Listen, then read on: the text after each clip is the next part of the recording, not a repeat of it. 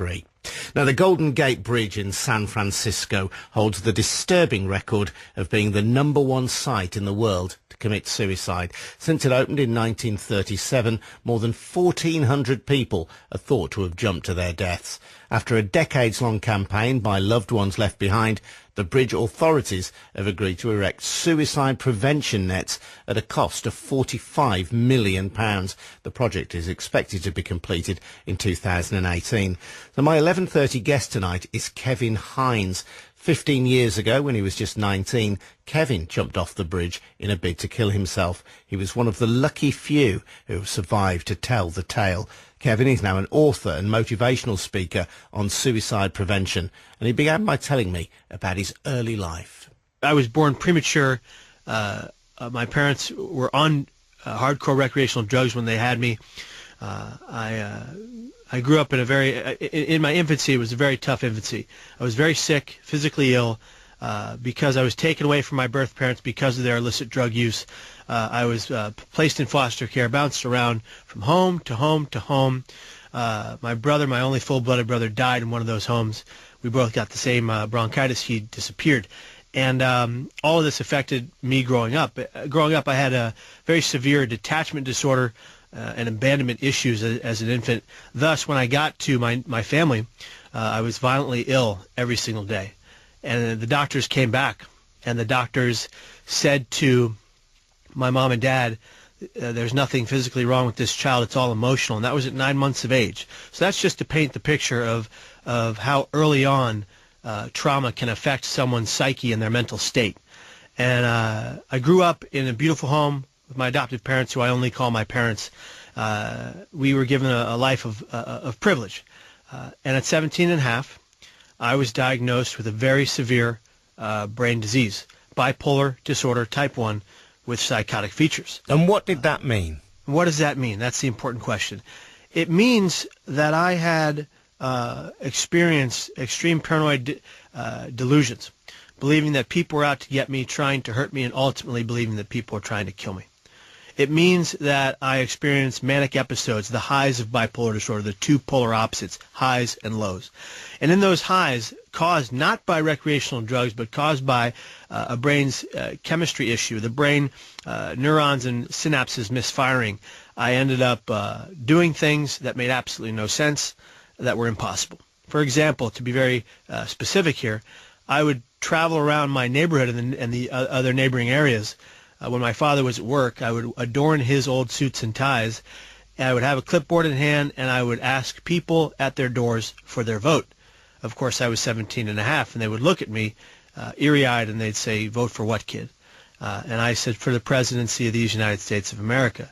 The problem was, because of these manic delusions of grandeur, I believed it to be possible at 17 and a half. It is interesting to me that you've linked this in this conversation to the very early problems that you had in your life. So although you had a life of privilege with your adoptive parents, do you think there was a connection with your early abandonment and the bipolar order you later suffered? You know, I don't think there was. I know there was. Given psychology today will tell you that the first 3 to 9 months of any infant's life, if they are traumatic in any way, will affect that child into their adulthood. It's imperative. That childhood, early childhood, is treated with very sensitive hands. It's imperative that an infant forms a bond with a mother. It's imperative that an infant forms connections with those who love them. Clearly, I had none of that. You know, there I was as an infant, lying atop seedy motel room beds with my brother, barely clothed, lying next to dangerous drug paraphernalia, things that if had we touched, they would have killed us. Lying in my own filth, screaming and crying every time, mom and dad went to score drugs. They had their own battles. They had been separately diagnosed with bipolar disorder, what they called then manic depression, and they coped with their manic depression by using illicit drugs. And that's how ill they were and how they needed their mental health taken care of. But at that time, in the early 1980s, the system wasn't as built as it is today, and finding treatment plans and finding help was not as easy. It's just that simple. And so that did affect me into my adulthood. I remember, I can tell you right now, I still have abandonment issues. When someone in my life passes away of any reason, of any way, it affects me in a terrible, terrible way and puts me in a place mentally that's very unstable. And I know that you can be said that about any death in the family, but really when that happens to me, it's almost as if I feel that they left me on purpose, like they didn't want to be with me anymore. And it's a very heavy, traumatic feeling that started in my infancy. And obviously, objectively, intellectually, you know that can't be the case, but that's how you feel emotionally. Exactly. One of my favorite people on this planet, my great uncle Kevin, my father's uncle, the man I am named after, the guy I got the name Kevin from, he was this hero to me growing up. And he, when I was in the psychiatric ward, of which I was in many, 7 in less than 9 years up till 2011, when I was in those places, he would come every single day with a cup of soup, a comic book, and some conversation. And he would do that to help me heal.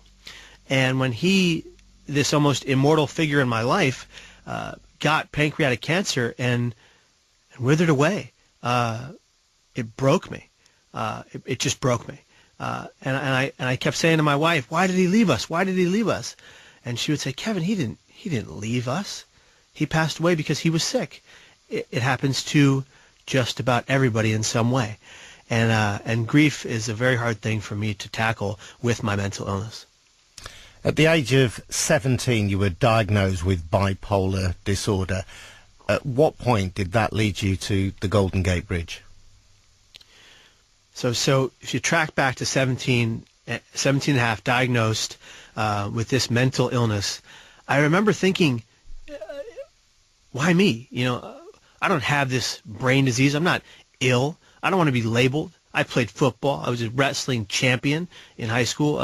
I was on speech and debate, albeit I was terrible, but I was on the team. How could this be my fate? And so I pretended to, and I ignored the doctor's treatment plan, although I would tell him I was doing it. I ignored my family's pleas to follow that treatment plan of therapy, meditation, exercise, proper sleep pattern, good eating habits. I ignored all of that while binge drinking on the weekends until blackout with my friends because I wanted to be a normal teenager. And that wasn't going to happen. While I'm experiencing, psychotic delusions of grandeur, I'm experiencing hallucinations, auditory and visual, hearing voices in my head, not that seemingly of my conscience, saying that you have to die, jump now. That led me at 19 years of age to go to the Golden Gate Bridge and attempt to take my life. And I will never forget this. And this is important for anyone suffering mentally to hear this. This is really crucial. They must understand that the millisecond that my hands left that rail, it was an instant regret. What happens in these times of great despair is that you're experiencing so much physical, emotional, and mental pain that you get to a place where you believe you need the pain to end. And it's not so much that you want to die by suicide as much as it is that you believe you have to. And those have to be recognized. People, human beings, innately want to survive all traumatic things. It is instinctual. And so when I went over that rail, in psychological terms, once again, is what's called I was shocked into reality. I was shocked into real life at that moment that I was having those hallucinations, auditory and visual, believing I had to die. And then I went over and I realized, oh, wait, I'm going to die. And that's not what I want.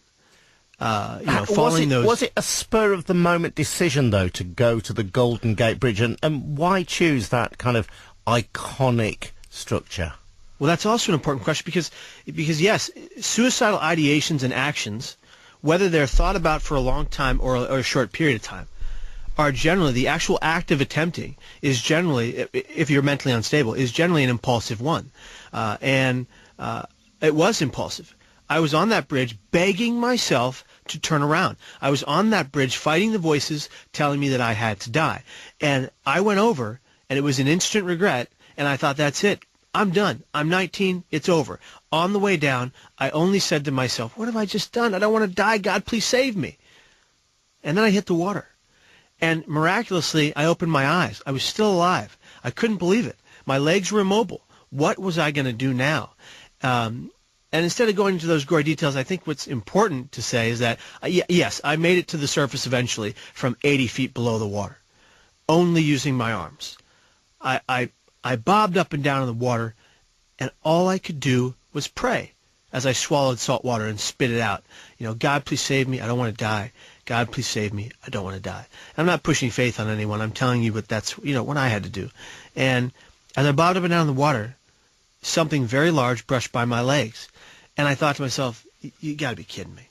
And I say this in my speeches. I say, I didn't die off of that bridge, and a shark's going to devour me. Perfect.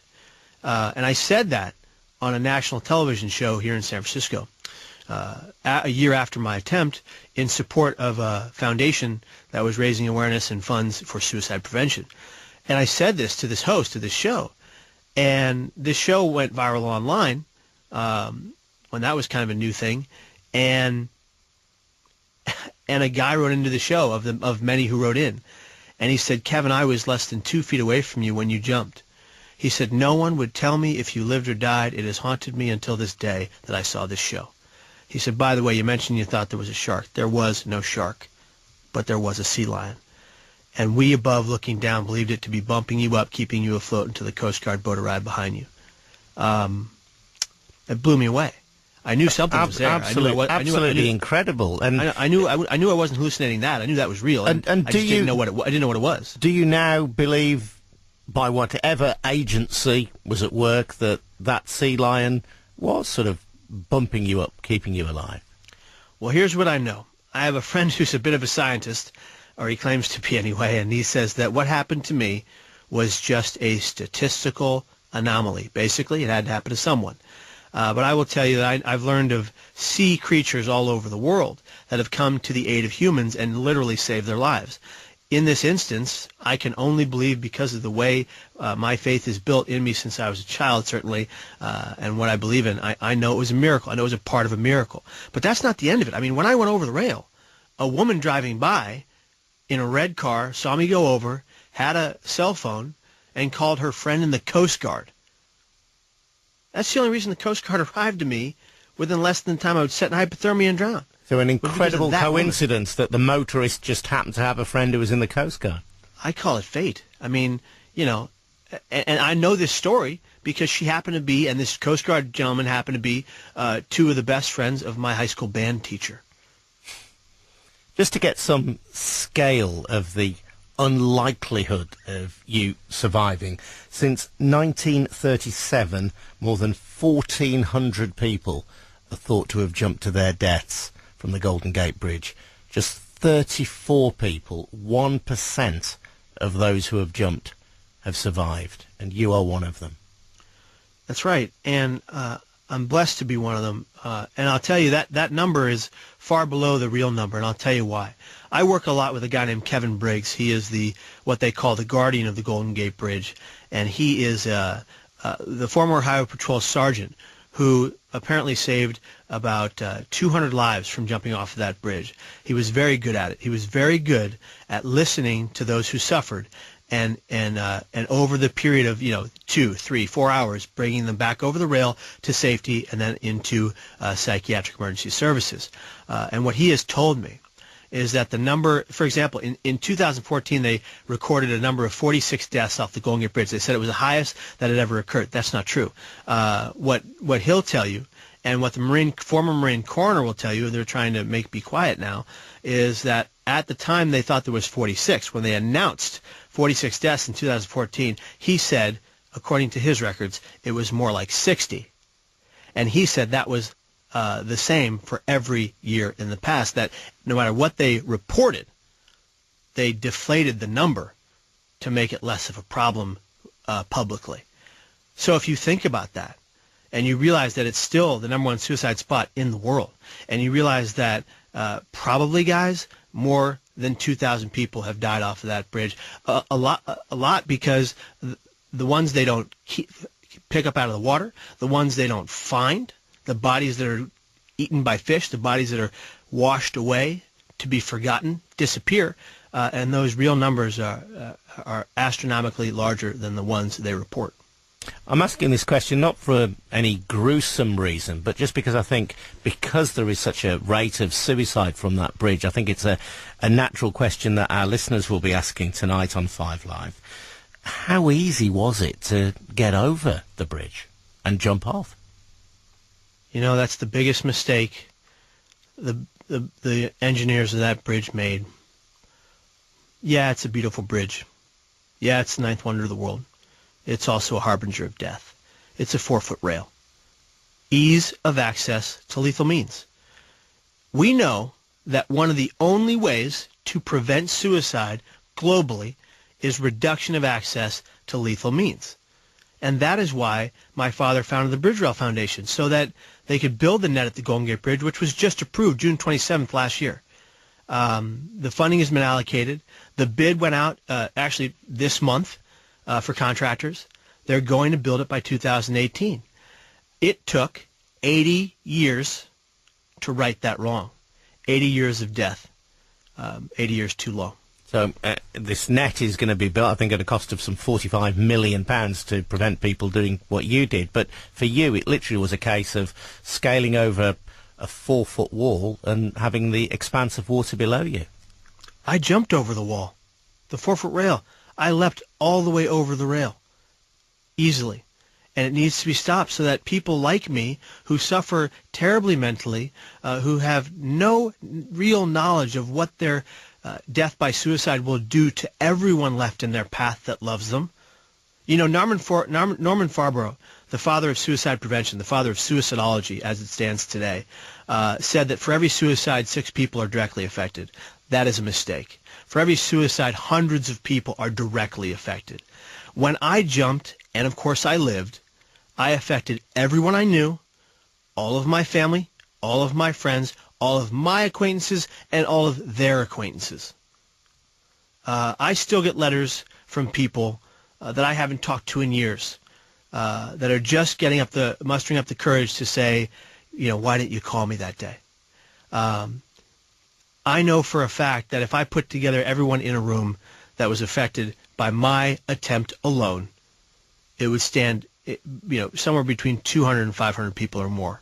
And that's why, that's why when I realized I could become this, ambassador of hope for people.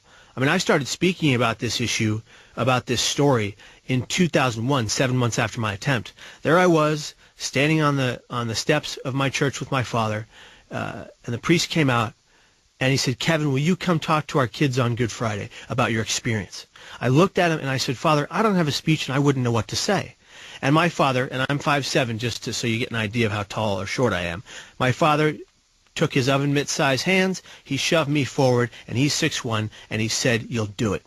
And I looked at my dad like, "What are you doing? I don't want to do this." And he looked down at me and said, "You'll do it. We need closure." And that's just the kind of guy my dad is. And the priest said, I looked at the priest, I said, "Hey, Father, I'll see you on Good Friday." It was a reluctant move into trying to help people. I didn't understand how it would help or if it would help. But I went to this speech on Good Friday. The night before, till 3 a.m., I wrote a speech until 3 in the morning. It was 17 pages long. It took me 45 minutes to read aloud. And there I was, in front of these kids, reading aloud from the page like a buffoon, and I didn't think it was going to help anybody. I remember thinking in my head as I was reading the speech, who am I helping? I got 120 letters from the 120 kids in the room 2 weeks later, and several of those kids were actively suicidal. And those kids got the help they needed because those letters were screened because they were minors, because their teachers and their staff realized the importance of suicide prevention at a very early time. And yet, Kevin, although you quite quickly after this astonishing escape were telling young people about it and hopefully encouraging them to think of an alternative to suicide, you were not cured, were you? Oh, God, no. Not even close. I never will be. They will never find a cure for this disease. If they do, it will blow me away. No, there's no cure for this disease yet, and I doubt there will be. What there is now is the ability to cope with it with treatment. But I was in and out of treatment for the next, from 2001 until 2011. I would cycle back and through and in and out of psych wards because of suicidal ideation. But I will tell you, at my third psych ward stay, I will never forget that on my mom's side, my Uncle George came to the hospital. He looked right at me across from the cafe table as these people were all around us in psychiatric distress. He looked at me and he said, "What are you doing?" He said, "Kevin, we can fight for your wellness until we're blue in the face. But until you accept that you have a mental illness, and until you take responsibility for your wellness, nothing will change." And it was like I had this epiphany.